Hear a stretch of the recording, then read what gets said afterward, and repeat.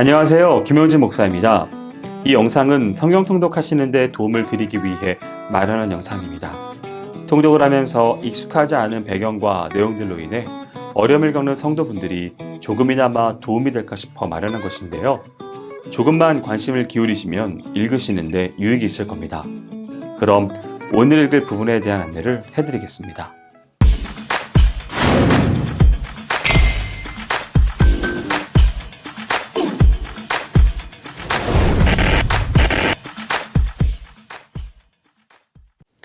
오늘 읽을 본문은 열왕기하 18장 9절부터 19장까지 그리고 시편 46편, 80편, 135편입니다.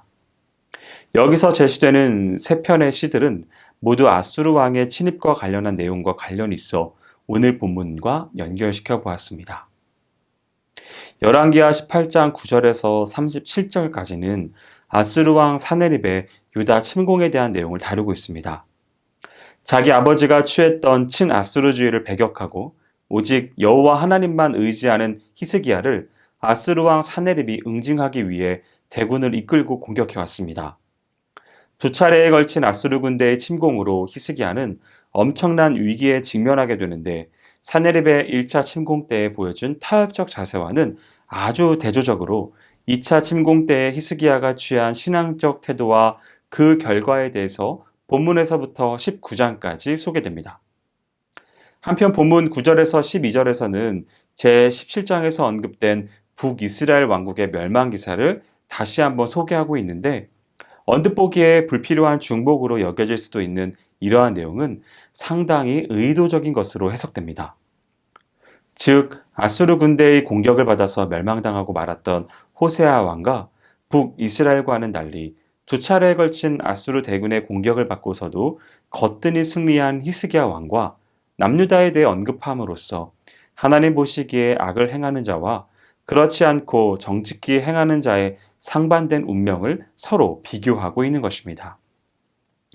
열왕기하 19장은 히스기야의 기도와 아수르의 퇴각을 다루고 있습니다. 1절에서 7절은 아수르 왕 사네립의 신하 랍사게로부터 지독한 협박과 조롱을 받은 히스기야는 아무도 대꾸하지 말도록 지시한 다음에 드디어 굵은 베옷을 입은 채 자신은 성전으로 들어가고 신하들을 이사야 선지자에게 보내어 기도를 요청합니다. 이와 같은 히스기야의 태도는 아수르 군대의 1차 침공을 당했을 때에 취한 태도와는 매우 대조적인 것으로 세상적인 방법으로 문제를 해결하려고 시도하거나 아수르의 적당히 타협을 도모하는 것은 결코 사태의 근본적인 해결책이 아니며 오직 여호와 하나님께 도움을 간구하는 것만이 유다 왕국을 지킬 수 있는 유일하고 최상의 방법이라는 사실을 절감했기 때문입니다. 한편 히스기야의 기도 요청을 받은 이사야 선지자는 랍사게의 위협과 조롱을 전혀 두려워하지 말도록 격려하면서 아수르 군대가 엉뚱한 풍문을 듣고 철수하게 될 것이고 아수르 왕 역시 본국에서 반역을 당해 피살될 것이라고 예언하였습니다. 8절에서 19절은 아직도 호전되지 않은 상황에 히스기야가 기도하는 장면입니다. 아수르 왕 사네립으로부터 즉각적인 항복을 권유하는 편지가 히스기야에게 전달되었습니다. 이와 같은 상황 전개는 히스기야로 하여금 다시 한번 성전에 올라가서 하나님께 간절히 기도하도록 만드는 계기가 되었습니다. 히스기야는 사네립의 신성 모독적인 편지를 하나님 앞에 펴놓고 기도했는데 이것은 자신의 모든 문제를 낱낱이 하나님께 아뢰기 위한 태도였습니다. 그리고 히스기야는 하나님의 유일성과 창조주 되심을 고백합니다. 이를 통해 천지 만물을 창조하신 하나님만이 우리의 기도에 응답하실 수 있는 능력을 지니고 계심을 선포합니다. 또한 히스기야는 아수르 군대로부터 구원받기를 간구하면서 그것으로 인해 하나님의 영광만이 드러나게 되기를 소망하였습니다. 20절에서 37절은 히스기야의 기도에 대한 하나님의 응답이 이사야 선지자를 통해 주어지고 또한 그대로 성취되는 과정을 보여주고 있습니다. 하나님께서는 위기 속에서도 흔들리지 않고 간절히 기도하는 히스기야에게 사네립과 아수르의 멸망을 선언하시는데 바로 이것은 그들의 교만에 대한 하나님의 심판이었습니다. 아울러 하나님께서는 이와 같은 약속에 대한 징조로서 유다 백성들이 제3년에 이르러 풍성한 땅의 수확을 거두게 될 것이라고 말씀하시며 유다 자손 역시 번성케 될 것이라고 말씀하심으로써 예루살렘 성을 함락시키려는 아수르 군대의 시도가 완전히 실패로 돌아갈 것이라는 사실을 강조하고 계십니다. 따라서 이러한 하나님의 약속에 따라 아수르 군대는 하룻밤 사이에 18만 5천 명이 의문의 죽임을 당한 채 본국으로 퇴각하고 말았으며 사내립 또한 니느웨의 니스록 산당에서 자기 아들들에 의해 살해당하는 운명에 처해졌습니다.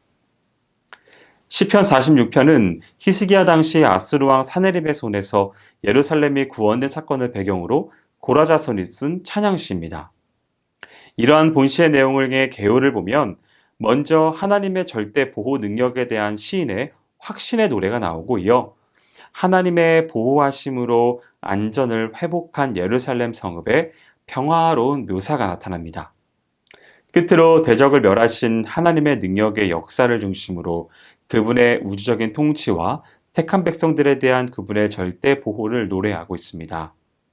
한편 본시는 1차적으로는 아수르 왕 사네립의 공격으로부터 이스라엘을 보호하신 하나님의 은총을 찬양한 시이지만 궁극적으로는 이 세상 마지막 때에 있을 하나님의 최종적인 심판과 영광스러운 하나님 나라의 도래시에 성도들에게 베풀어질 하나님의 완전한 보호와 영원한 승리를 예언적으로 노래한 것으로 볼 수 있습니다. 시편 80편은 아수르의 침략에 의한 북왕국 이스라엘의 멸망 사건을 배경으로 하는 시입니다. 이 시는 반복되는 후렴구를 중심으로 하여 자연스럽게 세 부분으로 나뉘어집니다.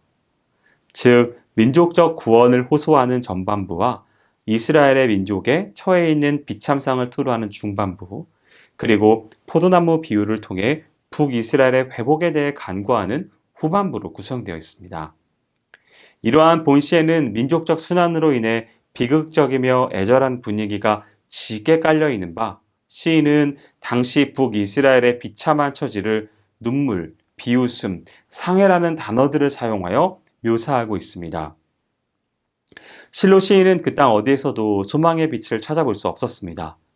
그럼에도 불구하고 시인은 낙담하지 아니하고 민족의 구원을 위해 하나님께 간구할 수 있었으니 그것은 그가 하나님이 그의 택한 백성은 결코 버리지 아니하실 것을 확신한 까닭입니다. 시편 135편은 시작과 끝이 할렐루야로 되어 있는 시의 하나로 공공예배에 사용하기 위하여 익명의 시인이 의도적으로 여러 부분을 발췌하여 모자이크식으로 혼합하여 만든 시입니다. 이러한 본시는 선민 이스라엘의 현장에 나타나셔서 그들을 도우시고 인도하신 여호와 하나님의 선하시고 인자하신 행적을 찬양함으로써 여호와 하나님이 이 모든 자연과 역사의 주관자이심을 강조하는데 본 시편의 초두와 말미에 여호와 하나님께 대한 찬양의 촉구가 언급되어 있고 그 중간에 그 찬양의 이유를 제시함으로써 전형적인 찬양시의 특징을 나타내고 있습니다. 특히 여호와께 대한 찬양의 이유로는 선민 이스라엘을 당신의 소유로 삼으신 여호와의 주권적인 능력, 자연 만물을 지으시고 섭리하시며 한치의 오차도 없이 운행하시는 하나님의 권능, 그리고 여호와 하나님께서 택한 백성들에게 베푸신 구원과 긍휼 등을 열방의 우상이 갖는 헛됨과 극명하게 대비함으로써 여호와 찬양의 당위성을 극대화시키고 있습니다. 여기까지 열왕기하 18장 9절부터 19장까지 그리고 시편 46편, 80편, 135편을 성경 통독하실 때 도움이 될 만한 내용을 전해드렸습니다. 혹시 이 외에 질문 있으시거나 나누고 싶은 이야기가 있으시면 밴드나 댓글로 달아주시면 필요한 도움을 드리겠습니다. 그럼 내일 다시 만나도록 하겠습니다. 동독 화이팅 하세요!